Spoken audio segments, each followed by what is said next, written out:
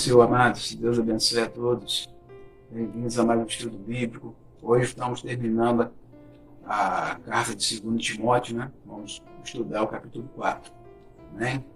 Mas antes vamos orar ao Senhor, agradecer por tudo. Amém?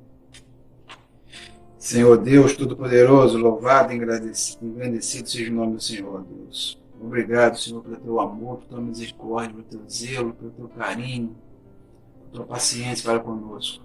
Obrigado pela oportunidade de estarmos aqui, Pai, estudando a Tua Palavra, Senhor. Ministra-nos, Pai, através do Teu Santo Espírito. Que o homem seja apenas um instrumento em Tuas mãos, Pai. Abençoe a cada irmão que está assistindo esse vídeo, Pai. Esteja ali abrindo a mente, abrindo o coração, esteja tornando eles todos aptos a receber a Tua Palavra, Senhor. Abençoe a todos, Pai. Receba a nossa oração em nome de Jesus. Amém. Então, irmãos, vamos começar. Vamos ler o versículo que nos fala assim: Conjuro-te, pois, diante de Deus e do Senhor Jesus Cristo, que há de julgar os vivos e os mortos na sua vida e no seu reino, que pregues a palavra, instes a tempo e fora de tempo, redarguas, repreendas, exortes, com toda a longanimidade e doutrina. Então, Paulo inicia aqui a incumbência final que ele tem a Timóteo, né? E ele fala isso diante de Deus e de Jesus, que eles tudo veem, né? Nada escapa ao olhar deles. Então, Timóteo, ele deveria pregar a palavra aproveitando cada oportunidade que ele tivesse. Toda oportunidade que tivesse, ele tinha que agarrar, e tinha que corrigir, tinha que repreender, tinha que exortar, sempre que fosse necessário. Ou seja, ele pregar a palavra com diligência, com responsabilidade, tá? Com todo zelo. A gente tem que ser zeloso da palavra. Nos próximos versículos nós vamos pegar aqui, vamos ler, nós vamos ver duas razões pelas quais o Paulo está passando essa responsabilidade para o Timóteo, atribuindo essa responsabilidade ao Timóteo. Vamos ver as duas razões disso, tá? Que ele está dando essa incumbência final ao Timóteo.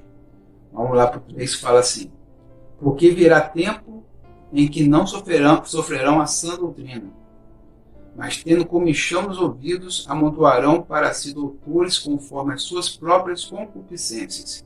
Eles desviarão os ouvidos da verdade, voltando às fábulas. Mas tu, sê sóbrio em tudo. Sofre as aflições, faz a obra de um evangelista, cumpre o teu ministério. A primeira razão, então, vemos aqui a primeira razão, é que haverá um distanciamento da sã doutrina. Tá? Muitos, por aversão à palavra, pela aversão à correção, se afastarão de todos que pregam a verdade da palavra de Deus. Eles se afastarão e terão que desejo de ouvir doutrinas que agradem os seus ouvidos, que agradem, que confortem. Ou seja, eles procurarão mestres que vão dizer para eles o que eles querem ouvir, que vão falar tudo para eles o que convém, vão desviar eles da verdade, que é Jesus, da exortação, da pregação da palavra da verdade, que é Jesus Cristo, e eles vão dar atenção ao que convém a eles. Por isso nós vemos hoje em dia isso naquela época. E hoje em dia a gente vê tantas doutrinas que são criadas, que são, na verdade, para satisfazer o estilo de vida da pessoa. É de acordo com o seu estilo de vida. Ela não quer moldar a sua vida de acordo com a verdade de Jesus Cristo. Ela quer uma religião que venha se moldar seu estilo de vida. E aí nós vemos muitas religiões, muitas seitas que são criadas para irem de encontro com o anseio dessas pessoas, o estilo de vida delas. E quando também vemos pregadores que querem pregar prosperidade, conforto, onde colocam o homem no centro da pregação e tiram Jesus do centro da pregação. Colocam o homem. É isso que a gente enxerga. Levando conforto, para levar conforto, botar o homem como centro, ele é o principal, ele tem que que avançar, ele tem que progredir, ele tem que ganhar, tem que obter, tem que ter sucesso. Sucesso nesse mundo aqui não existe. Sucesso é com Cristo, é com Jesus. A gente acumula tesouros no céu. Amém? A principal, o principal intuito do homem não é juntar riquezas nessa terra, é juntar riquezas no céu. Nós precisamos, sim, do nosso sustento diário aqui nesse mundo. Amém? É claro, precisamos trabalhar, precisamos adquirir o alimento, a vestimenta, tudo que nós precisamos nessa terra. Deus sabe o que a gente precisa. Mas o intuito do homem tem que ser juntar tesouros no céu. Infelizmente, existem muitos pregadores, muitas seitas, muitas doutrinas que tiram Jesus do foco principal e colocam o homem. É isso que ele está falando aqui, que acontece hoje em dia. E ele fala mais, Timóteo deveria o quê? Estar atento a todas as coisas, sofrer as aflições que viriam por conta do Evangelho e cumprir bem o seu ministério. Certo? Então vamos adiante no 6, que nos fala assim: porque eu já estou sendo oferecido com a aspersão de sacrifício, e o tempo da minha partida está próximo. Combati o bom combate, acabei a carreira, guardei a fé. Desde agora a coroa de justiça me está guardada, a qual o Senhor, justo juiz, me dará naquele dia. E não somente a mim, mas também a todos os que amarem a sua vinda.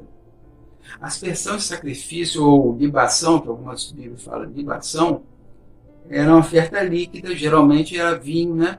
Que é derramado sobre o altar em sacrifício a Deus. Tá? É uma oferta de líquido. Então ele está falando ele está falando que ele também está sendo oferecido, né, por aspersão, por libação, o sangue dele. Amém? Então vemos aqui, a segunda razão que ele passou a responsabilidade de Timóteo é porque ele sabia que estava aos portos da morte, sabia que ia morrer, que a morte estava próxima. Então ele tinha combatido o bom combate, né? E ainda combatia o bom combate. Ele tinha combatido e ainda combatia. Ele gastou a energia dele numa boa disputa, né? Num bom embate. E sabia que estava quase no fim a luta, né? Estava chegando a morte dele. Então, ele fala, guardei a fé que ele guardou e que ele também repassou a outros, como foi para Timóteo. Ele repassou a todos com toda a pureza original. Ele passou essa fé para os outros com toda a pureza original, ou seja, sem interferência humana, sem dedo de um homem. Tudo que Deus passou para ele, ele passou puro e cristalino para todos que o ouviram. Tá? Não teve ação humana. Tudo veio de Deus para ele e ele passou na íntegra. Tá? E Paulo mostra confiança que seu serviço seria recompensado no tribunal do justo juiz, o Senhor Jesus Cristo. Tá? E esta coroa de justiça que ele tinha certeza que receberia, não será validada só a ele, mas a todos que desejam a volta de Jesus e vivem de acordo com essa fé, vivem de acordo com essa esperança. Esperança desse dia da volta de Jesus. Amém? Vamos adiante no 9. Nos fala assim: procura vir ter comigo depressa, porque Demas me desamparou, amando o presente século, e foi para Tessalônica. Crescente para a Galácia, Tito para a Dalmácia.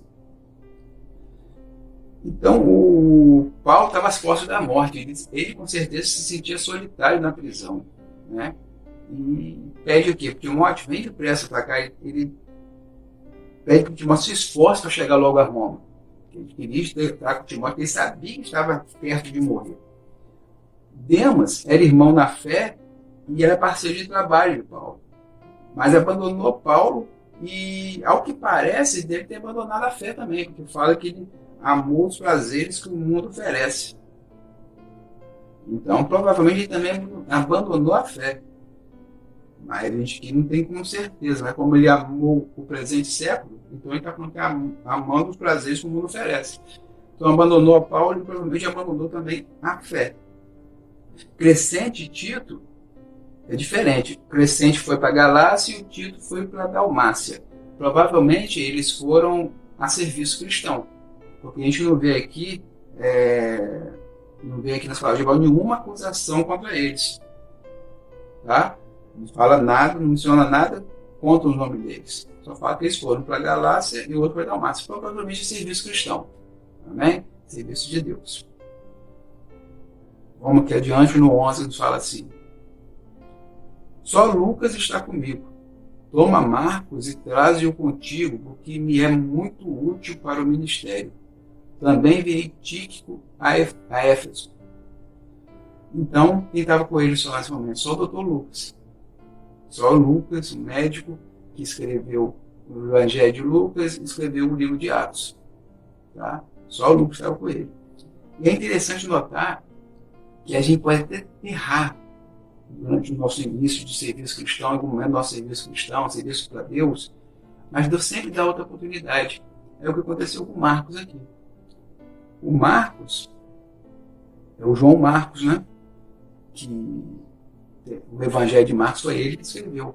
E ele fez parte da primeira viagem missionária, junto com Barnabé e Paulo. Mas no meio da viagem ele abandona. Ele abandona a viagem e volta para Jerusalém.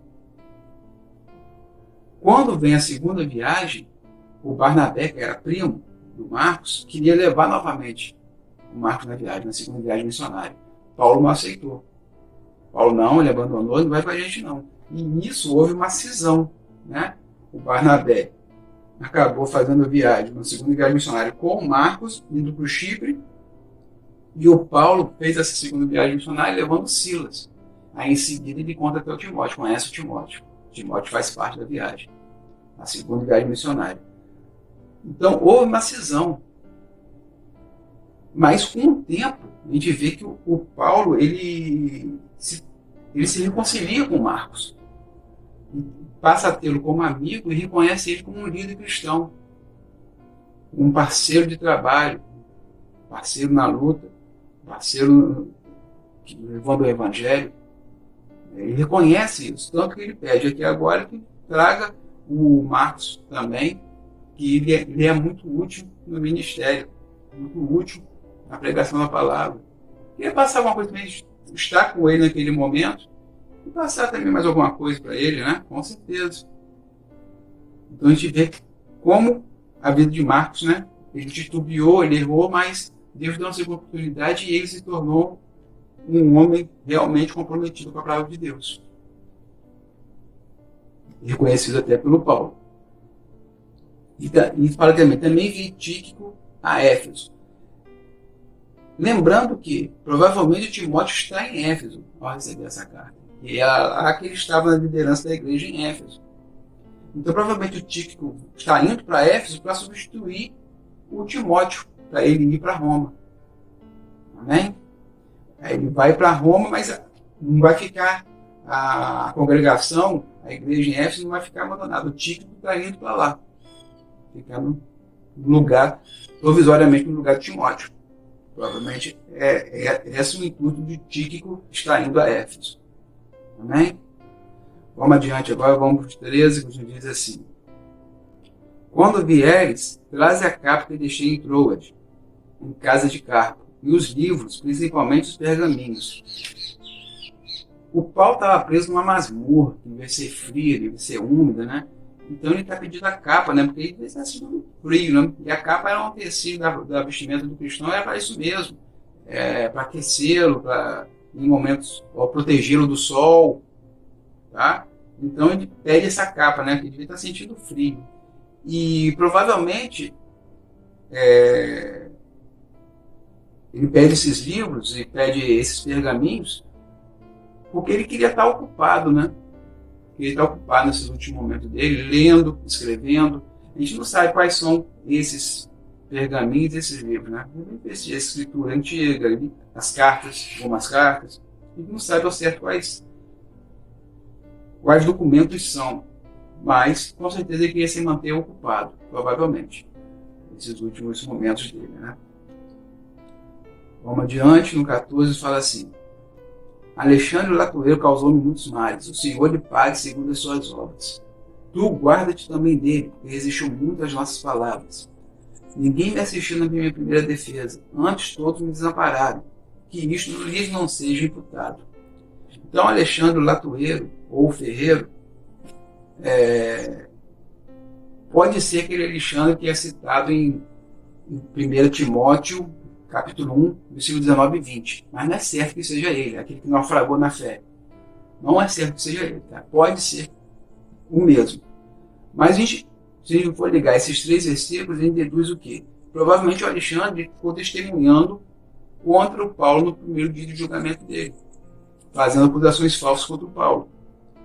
Então ele fala para o Timóteo para se resguardar, quando ele vai chegar, como se resguarde, saia de perto desse homem, se resguarde dele, do Alexandre, porque ele estava agindo com muita veemência, indo contra o Paulo no dia de julgamento, estava muito empenhado nisso, né? Contra o Paulo. E o Paulo comenta que ninguém esteve junto dele, ninguém foi apoiá-lo, ninguém apareceu para apoiá-lo no primeiro dia de julgamento. Provavelmente isso aconteceu porque estava havendo uma opressão muito forte contra os cristãos e as pessoas tinham medo de se associar não só ao cristianismo, mas principalmente se associar ao Paulo. E o Paulo era reconhecido como um dos líderes do cristianismo, um dos líderes como chamava, seita do caminho. Né? É o nome que levava, não era conhecido como cristianismo, mas como o caminho. Ele é reconhecido como um líder desse movimento. Então, qualquer um que fosse associado com o Paulo, ele também acabaria sendo preso e executado. E executado de outra forma, não igual a forma do Paulo, porque o Paulo era romano. Quem não fosse romano poderia ser executado de outra forma. E a gente percebe que não tem amargura, mas a Deus não tem amargura. Porque ele ora que isso não seja cobrado desses que o abandonaram. Que esses que o abandonaram, nada disso seja cobrado deles. Né? A atitude de Paulo é essa, não é atitude de amargura com esses que o desampararam. Mas que não seja imputado a eles, não seja cobrado deles essa ação. Por falta de apoio. Vamos ver o 17, que nos fala assim: mas o Senhor assistiu-me e fortaleceu para que por mim fosse cumprida a pregação e todos os gentios a ouvissem, e fiquei livre da boca do leão. E o Senhor me livrará de toda má obra, e guardar-me-á para o seu reino celestial. A quem seja a glória para todo sempre. Amém. Então, ele fala assim: eu posso ter sido esquecido pelos homens, mas Deus não esqueceu de mim. Deus continua comigo e está ao meu lado, está me fortalecendo. E Deus fortaleceu para pregar o Evangelho até mesmo em seu julgamento. Deus estava fortalecendo, dando coragem. Amém? E a expressão, quando ele fala assim, livre da boca do leão, ele pode estar se referindo ao fato de, no primeiro dia de julgamento, ele escapou, ele teve um alívio, ele teve um livramento de ser sentenciado nesse primeiro dia de julgamento, ou pode estar se referindo ao próprio Nero. O Nero tinha o costume, né, de aqueles que acordaram jogava os leões comerem no Coliseu. Jogava os leões no Coliseu. Sendo que Paulo, sendo um romano, ele não aconteceria isso com ele. Ser jogado ao Coliseu, aos leões ou crucificado só poderia acontecer com quem não fosse romano. A lei falava isso. O romano, ele seria decapitado, como Paulo foi decapitado. Jesus, por exemplo, foi julgado culpado por autoridade romana. Jesus foi crucificado. Um romano não seria crucificado, mas Jesus era judeu, quanto humano. Então ele foi crucificado. Então aquele que não fosse judeu que não fosse romano, poderia ser crucificado, poderia ser jogado aos leões, poderia virar uma tocha viva nas ruas, colocado fogo nele para virar uma tocha para iluminar a rua, ou aquele que não fosse romano. Mas ele também fala isso porque o Nero não era muito certo, ele dá certeza, né? Como você fala.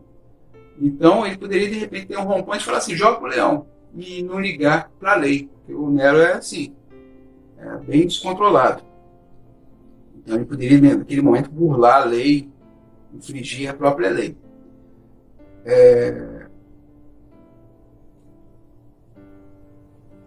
E ele fala que mais, ele mostra confiança. No final ele mostra confiança. Que Deus o livrará, Deus o capacitaria a manter seu testemunho, sem mácula. Tá? Quando ele fala, o Senhor me livrará de toda má obra. Deus vai me capacitar a continuar mantendo meu testemunho sem mácula, cristalino, limpo, firme. Tá? E se mostra aí convicto na vida eterna após a morte física. Mas convicto que estará no reino, né? Guardar-me para o seu reino celestial.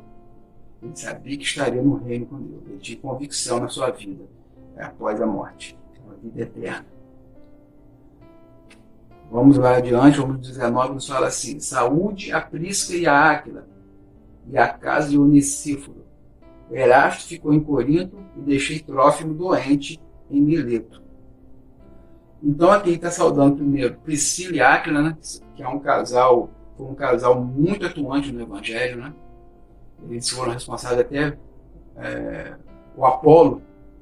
Eles ministraram o Apolo, que o Apolo se tornou a benção pregando Jesus, que antes não tinha conhecimento de Jesus Cristo. Eles ensinaram ao Apolo.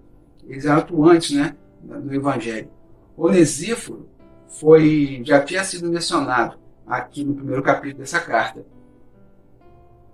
Já foi mencionado aqui no capítulo 1, o Onesíforo. O Erasto deve ser o procurador, deve ser o mesmo, né? O procurador da cidade de Corinto, que está lá em Romanos 16, 23. A citação do Erasto. E também é citado em Atos 19, 22.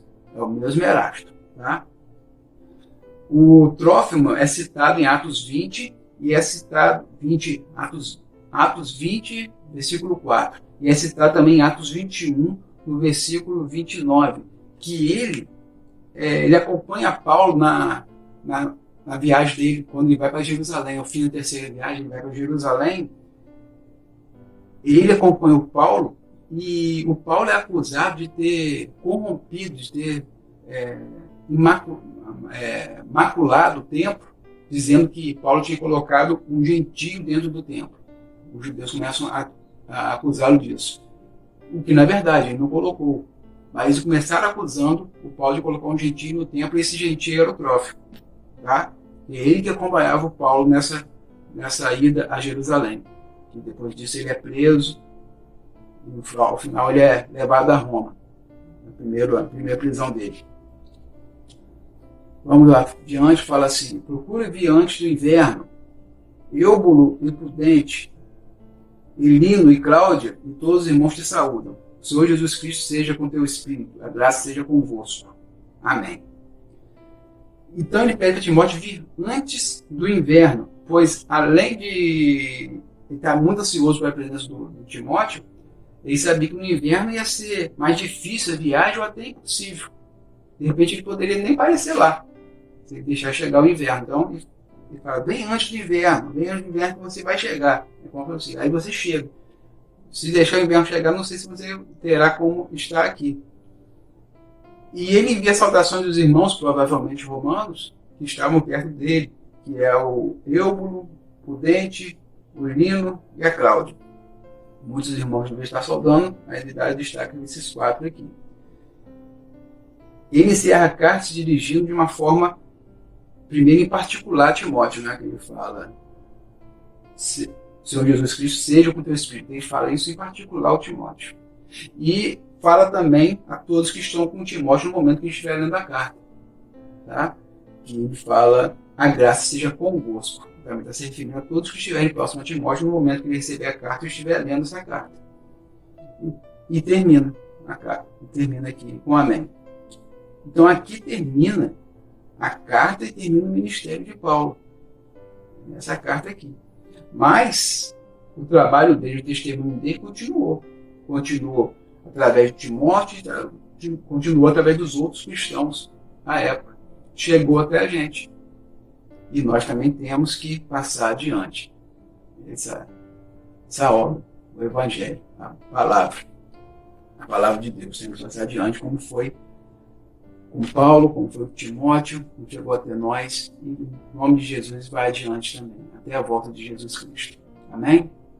Então, amados, terminamos aqui o livro de 2 Timóteo, a carta de 2 Timóteo.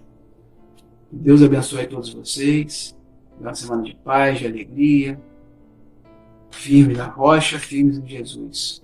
Vamos orar? Jesus, louvado seja o nome do Senhor, ó Deus, ó Pai, Todo-Poderoso Deus, Santo, Santo, Santo, não há outro como Tu, Senhor. Obrigado, Pai, por tudo que aqui foi realizado. Obrigado, Pai, por ministrar os nossos corações. Perdoe nossas falhas e pecados, que possamos aprender mais de Ti a cada dia para pormos em prática nossas vidas, Pai. Possamos dar o testemunho real, verdadeiro, Pai. Possamos ser reflexo de Jesus para a honra e glória do Teu nome, Senhor. Que as pessoas possam ver a nossa vida e perceber a diferença que faz Teu Senhor presente na vida de um homem, na vida de uma mulher, na vida de um servo do Senhor. E que isso atraia cada vez mais pessoas, tire das garras de Satanás, e mais pessoas sejam agregadas ao Teu rebanho, Senhor. Muito obrigado, Senhor, por tudo. Uma semana de paz, de alegria, uma semana tranquila, firmes com o Senhor todo o tempo. Possamos crescer em santidade para a honra e glória do Teu nome. Receba a nossa oração em nome de Jesus. Amém. Então, amados, amém. Fiquem com Deus. Tchau, tchau. Até semana que vem. Shalom.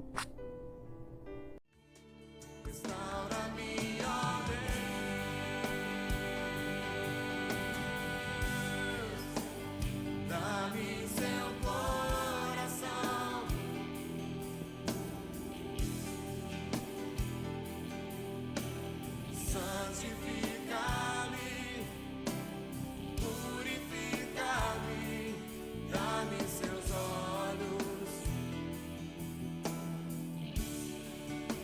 restaura.